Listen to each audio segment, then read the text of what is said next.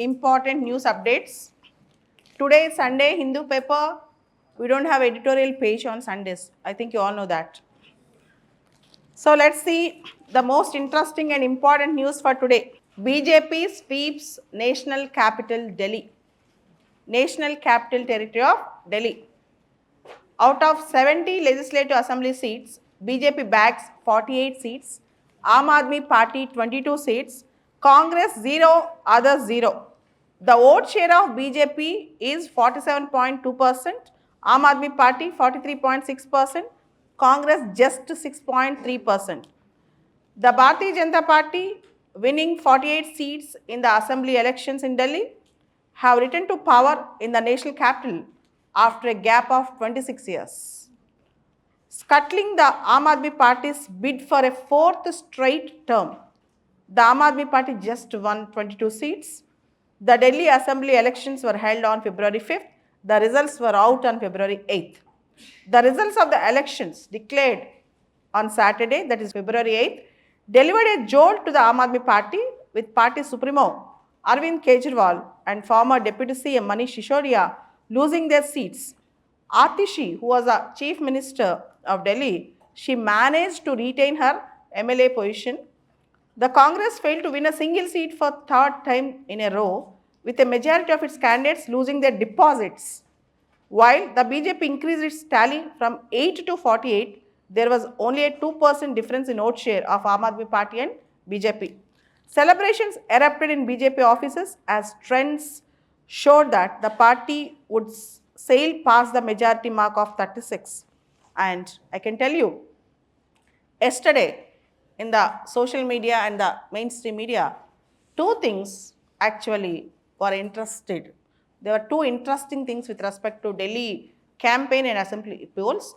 One is about Sheesh Mahal, the official residence of Delhi CM. It was constructed in the year 1942, and Delhi CM Arvind Kejriwal have spent around 45 crores to renovate it, and with the opening sum of 6 crores for marbles, 1 crore for curtains, 12 crores, around 12 crores for interiors, and he has given 1 crore for only consultancy for interiors, and the entire news have come up just because of Sheesh Mahal's extravaganza. The Aam Aadmi Party Supremo even could not win over his MLA seat. That was a jibe that is going on in the news articles throughout yesterday. And Sheesh Mahal, as you all know, is a very famous bungalow in Delhi. Coming back, the most important thing is a social media video is going viral with respect to Arvind Kejriwal's speech before he became CM, that if I become CM, I lead a austere and simple life. It is enough for me to have 4-room house or 2-room house. And that simple video is now being viral today and yesterday. A next important thing with respect to Delhi election that is coming up is Yamuna River. Arvind Kejriwal ji, just before the elections, he has exhibited Yamuna River water in bottles and asked the people to drink if you are dare. So the key thing is, his contention is Haryana is releasing pollutants in Yamuna River. Yesterday in the victory speech, Narendra Modi said, rejuvenation of Yamuna River is a nation's pride, Yamuna is a goddess, and Yamuna River is a national identity, and we are going to promote that spiritual identity by rejuvenating river Yamuna. And from the last 7 years, I am also drinking Yamuna water. How come a state poison the water, which is consumed by the people and also the Prime Minister? It's a baseless allegation. In fact, I can tell you that there is a report in Delhi that because of overpopulation in Delhi, sludge and sewage, almost 800 million liters of sludge every day is being released into Yamuna water from Delhi, and 44 million tons of industrial waste is being released into Yamuna water in Delhi. Delhi state government could not contain that. Instead of containing that, state government alleged the Haryana government that Haryana is contaminating, polluting river Yamuna. So this is also the other issue. One is Sheesh Mahal, second is Yamuna issue. These two issues flared up just before the Delhi election polls on February 5th. So these two issues also loom large in the eyes of the people, apart from corruption, anti-incumbency and other factors for the loss of Aam Aadmi Party. Coming back, the next important news is Reserve Bank of India is in sync with the government on growth focus, says Finance Minister.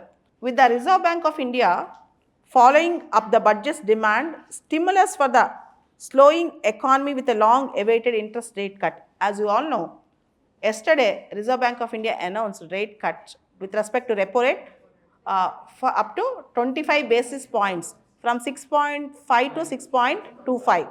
So it is going to reduce other interest rates which will boost the economy. So Finance Minister also said Reserve Bank of India is in sync with the government's focus on economic development, focus on growth rates and other aspects. And in 2009 and 2008, I used to listen double digit growth rate.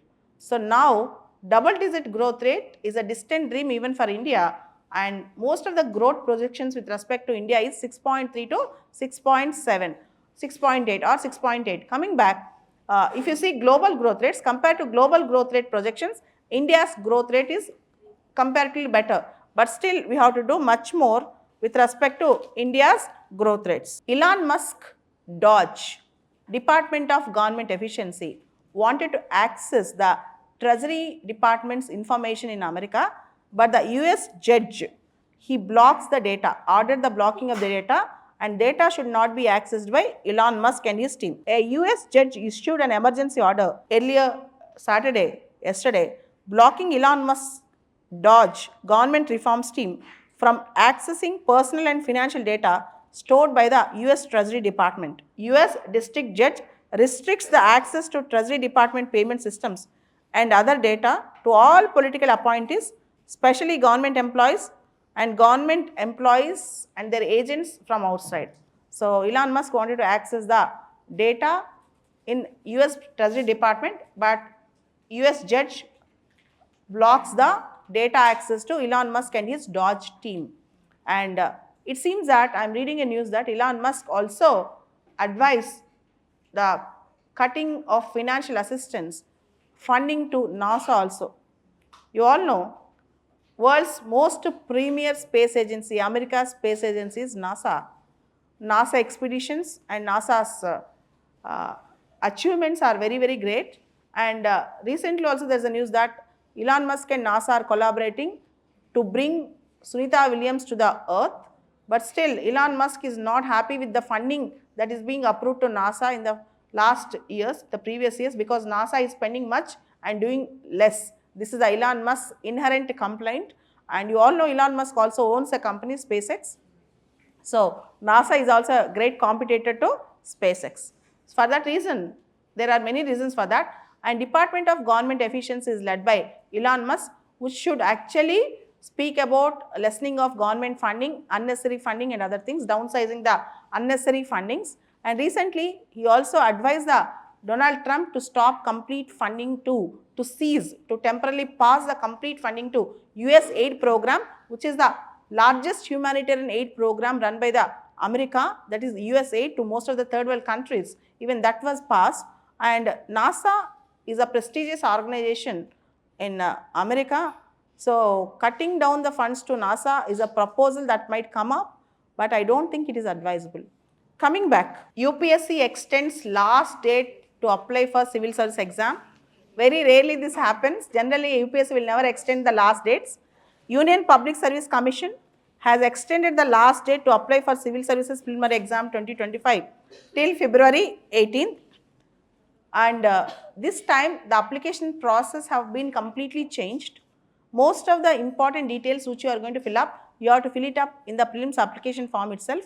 And there is one-time registration system also in UPSC, where most of the information which you give now will be freezed for your mains and personality test. And many aspirants could not fill up it properly, could not fill up the NXA properly. For that reason, UPSC have not given the reason, but that might be the reason why UPSC have extended the last date for filling up the application.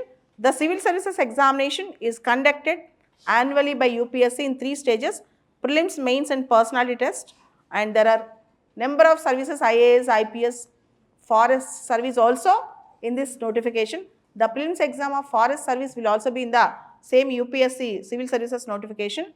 And we have almost more than 20 services in the notification: IAS, IPS, Indian Foreign Service, Revenue Service, Revenue Service, Customs, Revenue Service, IT, Indian Audit and Account Service, Civil Account Service, Railway Traffic Service, Railway Management Service, Defence, Account Service, Defence, Estate Service. There are plenty of services and every service is important, and UPSC extended for 2025 application date till February 18th. And whatever you mention in your application, it will be freezed, and your application should be carefully filled it up. And most importantly, after Pooja Ketkar's issue and other issues, UPSC have now come up with more stringent regulations and rules with respect to preliminary application itself. So the data which you fill now is very, very important. So fill it up carefully. Coming back, Mithuns get a glow up for road safety.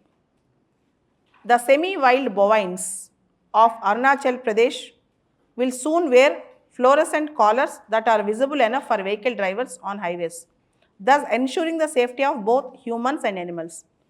There is a topic in environment, man-animal conflict or human-animal conflict. Generally, animals in the forest, for their food and prey, they'll actually come across various human infrastructures, including roads, and sometimes they are territorial animals. For their forage, they come down to roads and other places. So bovines, a cattle category, bovines right now in Arunachal Pradesh, they will wear fluorescent collars so that the vehicles will recognize them, the drivers will recognize them and slow down the vehicle, and they don't actually cause an accident.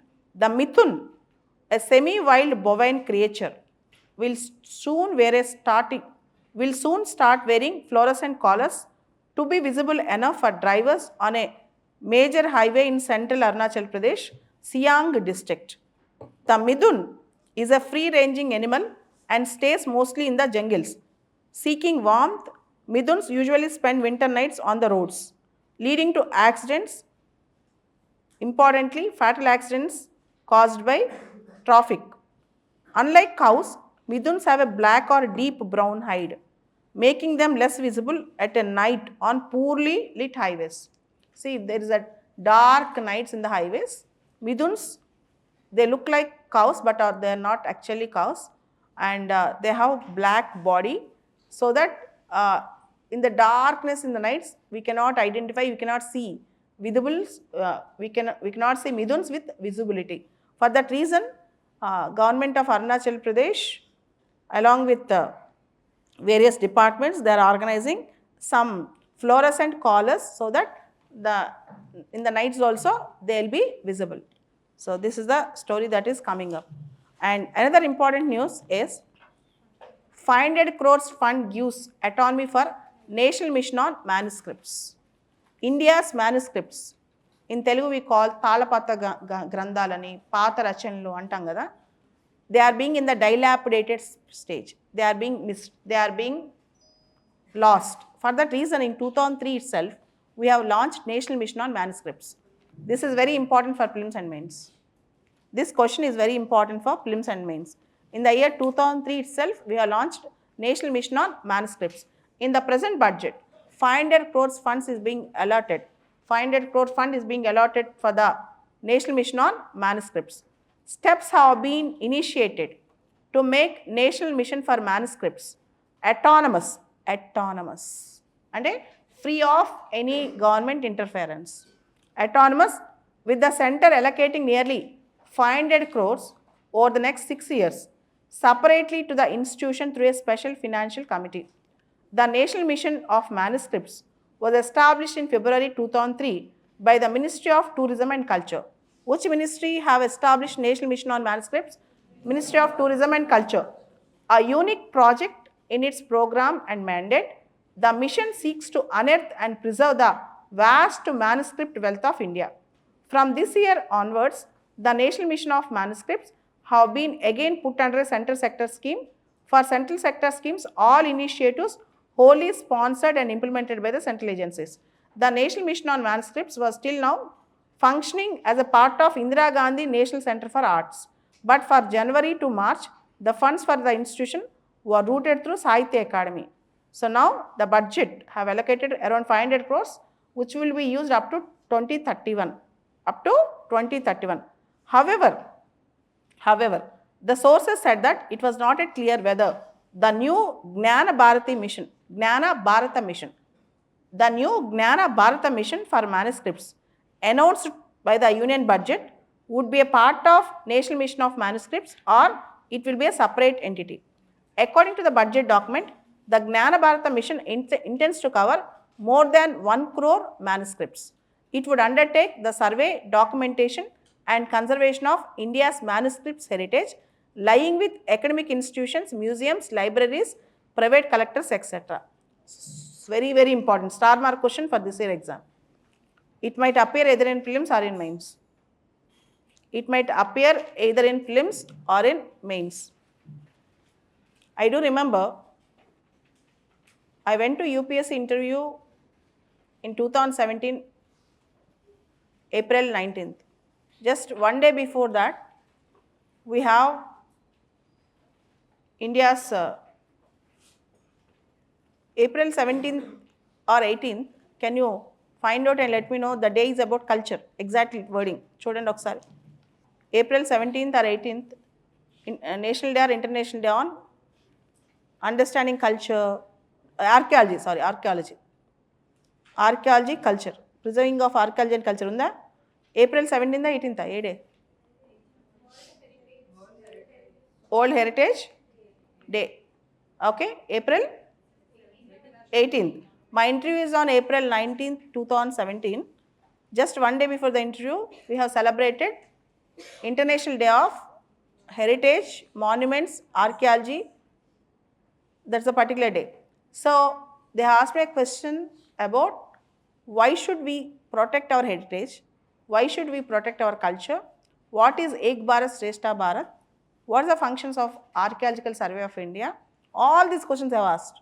So never underestimate culture, manuscripts, heritage, archaeology, etc.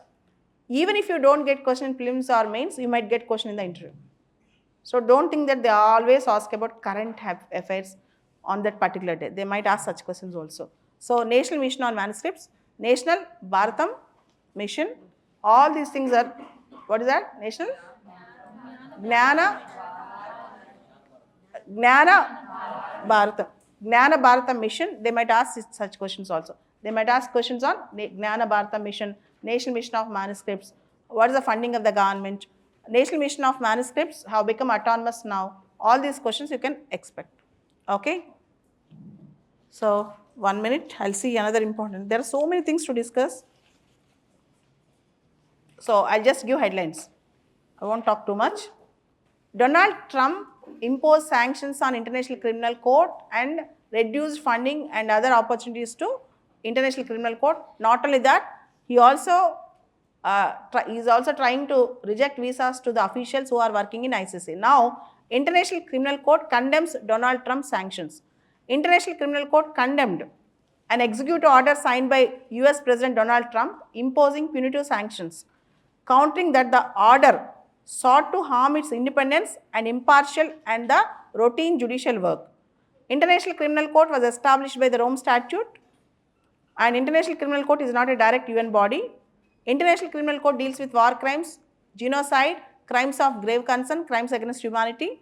And International Criminal Court recently in the November 2024 have issued arrest warrant against Israel Prime Minister Benjamin Netanyahu and former Defense Minister of Israel Yoav Gallant and others. Pakistan have taken a big decision. No more government jobs for families of dead civil servants in Pakistan. So you all know that if civil servants or government servants dies, his kith or kin will get compassionate appointments in India also. Now Pakistan is doing away with that. So there won't be compassionate government jobs when government servant or civil servant dies. Pakistan's government has abolished the policy that allows family members of dead civil servants to automatically receive government employment. This decision aligns with the Pakistan Supreme Court judgment on October 18, 2024, which deemed the practice as unconstitutional and discriminatory. Okay, this is the interesting news that is coming up from Pakistan. Next, again a disaster, an earthquake, 7.6 magnitude earthquake shakes the Caribbean southwest of Cayman Islands. So, near Cayman Islands are located near Caribbean, southwest of the Cayman Islands, 7.6 magnitude earthquake have happened. An earthquake measuring 7.6 magnitude on the Richter scale hit the Caribbean Sea southwest of Cayman Islands on February 8th, according to the US Geological Survey Agency. People living near the coast of some Caribbean islands and Honduras have been urged to move further. People living near the coastline of some Caribbean islands and Honduras, they asked to come out of that coastline, and they asked to stay safe to avoid going to the beaches amid the potential threat of tsunami. Generally, in the beaches, when earthquake occurs, there might be a follow-up of tsunami also. The earthquake's epicenter was located 209 kilometers southwest of Georgetown in the Cayman Islands, and the US also warned that people should be cautious, and US National Tsunami Warning Center said there is no hint of tsunami, but still people should be cautious. And BIMSTEC, Bay of Bengal Initiative for Multi-Sectoral Technical and Economic Cooperation, which was formed in 1997 to prove an alternative to SAARC, as SAARC have become dysfunctional because of Pakistan's influence. Now, India hosts first BIMSTEC Youth Summit in Gandhinagar. First BIMSTEC Youth Summit in Gandhinagar. India is hosting first ever BIMSTEC Youth Summit in Gandhinagar, Gujarat from February 7th to February 11th. The initiative follows an announcement at the 4th Big Summit and is jointly organized by Ministry of Youth Affairs and Ministry of External Affairs. And BIMSTEC headquarters are at Dhaka, Bangladesh. BIMSTEC, Bangladesh, India, Myanmar, Sri Lanka, Thailand, Nepal, Bhutan are the members in BIMSTEC. And BIMSTEC is now being seen as an alternative to SAARC. And most importantly, 2 years back, BIMSTEC charter was also announced. And BIMSTEC is very important for you for prelims, mains. There are so much of things to be discussed. I'll do it tomorrow. We'll go with polity, parliament. We'll stop here.